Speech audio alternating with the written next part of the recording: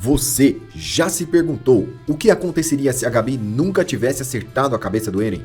E você, com certeza, deve achar estranho a forma com que o Titã do Eren se parece. Aquela forma gigantesca e medonha do Titã Armagedon. Para quem ainda não ficou sabendo, o autor revelou em uma entrevista que o nome desse Titã é Titã Armagedon. Na sequência, alguns materiais extras foram lançados e alguns produtos já saíram com o nome desse Titã. Esse Titã do Eren é basicamente um amontoado de ossos, e ele não parece em nada com os outros Titãs colossais. Esse é o Titã fundador do Grisha, que também tinha o Titã de ataque. Esse é o Titã fundador da Frida, e esse é o Titã fundador da Ymir.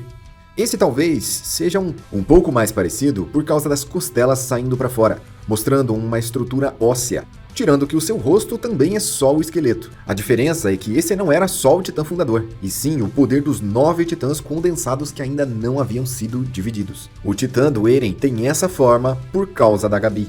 Querendo ou não, foi por culpa dela que o Eren ficou com esse formato. E a intenção dela eu nem preciso comentar. Ela queria acabar com a vida do Eren. Mas acontece que o Eren conseguiu usar uma regra para quebrar as regras. A regra é a seguinte: quando um portador de titã se machuca, ele pode se transformar em titã. E geralmente eles usam alguma coisa pontiaguda para se ferir, como a Anne, por exemplo, que usa um anel, ou como o Reiner, que usa uma faca. O Eren usou o tiro para se transformar, e assim ele quebrou completamente as regras. Só que no momento que ele enviou a transformação, sua cabeça já não estava mais no seu corpo. E mesmo assim a transformação começou. Afinal, a ordem já havia sido dada. E logo, um formato muito parecido com o Parasita apareceu e conectou a cabeça do Eren ao seu corpo. Logo ele se solidificou e se tornou ossos. Nós podemos ver nos primeiros momentos durante a transformação do Eren que ele se transformou em uma grande caveira humana com uma enorme coluna vertebral. Esses ossos, que deveriam ser os ossos do pescoço, eram enormes. E isso significa que se o Eren tivesse tocado no Zeke antes do tiro, a sua forma como Titã seria totalmente diferente. Mesmo o Eren usando todo o poder do Titã fundador, ele prevaleceria com a sua forma de Titã de ataque. E algumas coisas poderiam ser adicionadas, como um visual mais agressivo e mais partes do seu corpo expostas. E nós podemos teorizar isso imaginando o Titã da Ymir, que tinha as suas costelas expostas. Provavelmente o Titã fundador do Eren, que não teria o problema do voto de paz, teria uma forma de fundador completo, igual já não se vê há muito tempo. Então o Titã de ataque ficaria mais agressivo, sem aquela forma bizarra do Titã Armagedon. E como a grande maioria dos titãs, ele com certeza seria bípede, ou seja, ele andaria sobre duas pernas. Já o Titã Armagedon anda se arrastando.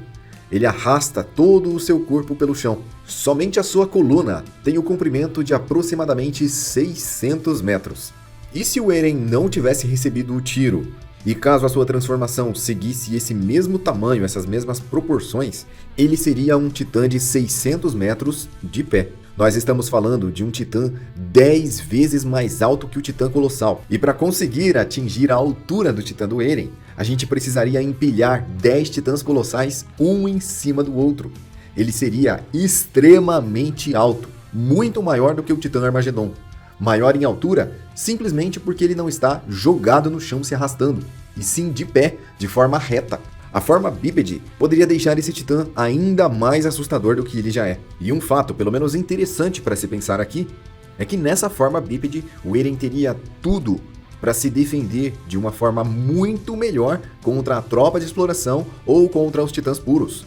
Se o Falco viesse voando na sua direção, ele poderia tomar um poderoso golpe. Lembrando que o Eren estava com o Titã Fundador, Domínio Total, o Titã de Ataque e o Titã Martelo de Guerra. Ele poderia lançar endurecimentos do Titã Martelo de Guerra, ele poderia atacar diretamente o Falco, ou ele poderia só usar os poderes do Titã Fundador para inutilizar o pássaro durante o seu voo. A forma bípede protegeria o Eren e tornaria o cenário muito mais estratégico, sendo praticamente impossível para ele perder. E muitas coisas aconteceriam de um modo diferente caso o Eren tivesse realmente se transformado em uma forma bípede. Primeiramente, a aliança jamais conseguiria pousar em cima do Eren. Afinal, eles só pousaram porque eles tinham 600 metros de pura massa esquelética para lutar contra os titãs do passado que foram invocados ali. Eles tinham um grande espaço. E tudo que eles teriam agora seriam os ombros do Eren. E chegar ali era basicamente pedir para ser aniquilado. Outra coisa que seria um completo fracasso seria o plano do Armin, porque o Armin queria se jogar em cima do Eren e se transformar em Titã Colossal, causando uma gigantesca explosão e inutilizando o Eren. Isso até pode funcionar na forma de Titã Armagedon, afinal tem muito espaço ali no Eren para ser atingido. Mas com o Titã Bípede, essa explosão poderia ser facilmente protegida. E você já pode ter pensado uma coisa, o Eren tem uma forma bípede, uma forma colossal, de 60 metros, que era poderosa, mas foi facilmente derrotada. Todo mundo já sabe que o Eren se deixou vencer, mas nós estamos falando de uma forma de 600 metros, uma forma 10 vezes maior do que aquela forma colossal. Uma forma que poderia pisar no Titã Colossal do Armin e esmagá-lo no chão como uma barata. Esse Titã, nesse formato, seria definitivamente impossível de se vencer. Mesmo com o Eren facilitando as coisas e deixando para eles o caminho aberto para que eles pudessem lutar, ainda assim seria difícil para eles conseguirem vencer um Titã desse tamanho e com todo esse poder. Para se ter ideia, a Torre Eiffel em Paris tem 300 metros de altura. O Eren teria o dobro do tamanho dela, e essa forma teria mais do que o necessário para destruir toda a vida humana na Terra. E a única verdade é que o Eren se deixou vencer. Com todos os poderes e habilidades que ele tinha, era impossível perder. E ele viu flashes no futuro. Inclusive, em alguns desses flashes, ele viu que a Gabi iria atirar nele. Ou seja, o Eren já sabia, antes de aquilo acontecer, que aquilo iria acontecer. Ele poderia se defender, ele poderia evitar o tiro e ele poderia até mesmo ter assumido uma outra forma, tendo entrado em contato com o Zeke em outro momento, mas ele escolheu que as coisas seriam feitas exatamente daquela forma. Ele escolheu se transformar em Titã exatamente quando ele recebesse o Red Shot da Gabi. Conseguir ver flechas de memória no futuro é algo muito apelativo.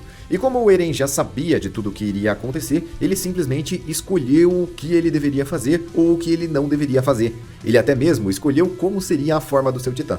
Provavelmente ele pensou que esse Titã seria mais tenebroso e representaria melhor o seu ódio contra o que a humanidade fez com a ilha dele durante tanto tempo. Afinal, os Marleyanos mandaram titãs puros e durante muito tempo o povo de dentro das muralhas ficou oprimido por causa daqueles titãs que não deveriam estar ali. E assim ele conseguiu representar o terror que é o povo de dentro das muralhas revidando após ser oprimido. Depois disso, o Eren assumiu a sua forma colossal. E ele também não deve ter escolhido essa forma à toa, já que ele ficou exatamente do tamanho do Armin. E se você parar para pensar, o cenário se repetiu. Antes do estrondo, o Eren se sentou numa mesa com a Mikasa e o Armin. E isso acabou em briga. Eles discutiram e o Eren acabou batendo no Armin. Isso aqui se repetiu, só que dessa vez os dois estavam em forma colossal. É muito cômodo para o Armin enfrentar alguém que tem um titã do mesmo tamanho do seu, afinal, assim é muito mais fácil de lutar. Caso o titã do Eren realmente tivesse se levantado em uma forma de 600 metros, ele não teria onde começar a bater, ele não conseguiria fazer nada. Ele teria que desenvolver um plano bem diferente para conseguir tentar combater de alguma forma esse titã monstruoso. Mas o Eren entrou em uma forma exatamente do mesmo tamanho do Armin, se tornando assim um titã colossal de ataque com capacidades de endurecimento. Esse titã colossal de ataque enfrentou o titã colossal e deu boas porradas nele. Algumas porradas até parecidas com as mesmas que o Armin tomou lá na sala enquanto eles discutiam na reunião, ainda em forma humana antes do estrondo. Depois disso, o Levi teve a maravilhosa ideia de usar a sua lança-trovão para abrir um buraco no dente do Eren. Agora pense comigo. A lança-trovão já mostrou o seu poder, ela já mostrou o seu valor. Ela realmente é muito poderosa e conseguiu destruir facilmente o endurecimento do titã encouraçado, por exemplo. O Reiner quase foi derrotado pelas lanças-trovão. Mas o titã colossal de ataque do Eren tinha vários poderes que poderiam driblar a lança-trovão. Primeiro, ele poderia ter criado simplesmente um endurecimento no local do dente que foi perdido. Ele também poderia ter usado o poder do titã martelo de guerra para criar um endurecimento branco, e assim criar uma proteção nos seus dentes. A cabeça do Eren nem sequer precisaria estar ali. Ela poderia estar guardada em qualquer outra zona do Titã, ou até mesmo ela poderia estar guardada em um cristal bem longe dali. Mas o Eren não fez nada disso. Ele facilitou para a aliança. Ele queria ser derrotado, ele queria ser parado, ele queria que eles vencessem de alguma forma. Claro que ele não entregou a batalha tão facilmente. Não ficou tão na cara que ele queria perder. Mas lembrando dos poderes e habilidades que ele tinha disponível nesse momento, era praticamente impossível o Eren perder ali. A Mikasa entrou pelo dente do Eren, então se encontrou com ele e o derrotou. Vamos ver de quantas maneiras isso poderia ter dado errado. Primeiramente, o Eren poderia ter fechado o buraco com endurecimento. Depois, enquanto ela estava entrando, ela poderia ter sido ferida pelas lanças do Titã Martelo de Guerra, ou simplesmente encontrado um local totalmente cristalizado. Isso impediria a sua passagem e ela não conseguiria se encontrar com o Eren. Outra forma que o Eren poderia vencer essa batalha muito facilmente e deixar todo mundo novamente sem saber o que fazer era o mais simples: mastigar a Mikasa. Ela estava dentro da boca dele, e se ele fizesse um ato tão simples como esse, ela perderia completamente. Ela seria derrotada da forma mais estúpida possível, afinal, ela se lançou contra o perigo. E assim, o Eren conseguiria derrotá-la mesmo sem usar nenhum poder do fundador ou nenhum poder especial de nenhum titã. Mas fica bem claro, quando a gente analisa os fatos friamente, de que o Eren queria perder. Ele deixou com que a Mikasa entrasse ali, e ele deixou com que a Mikasa se encontrasse com ele.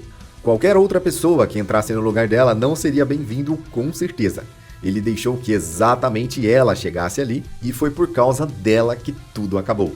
Sendo assim, se o Eren realmente tivesse intenções malignas, e se ele quisesse acabar com o mundo todo, ele nem sequer ao menos teria se preocupado em defender a Ilha Parades. A primeira coisa que ele destruiria seria a ilha, se ele fosse um verdadeiro vilão. E depois, ele acabaria com o mundo todo. Mas aí não restariam mais pessoas, não restariam mais seres humanos, e nada teria nenhum sentido.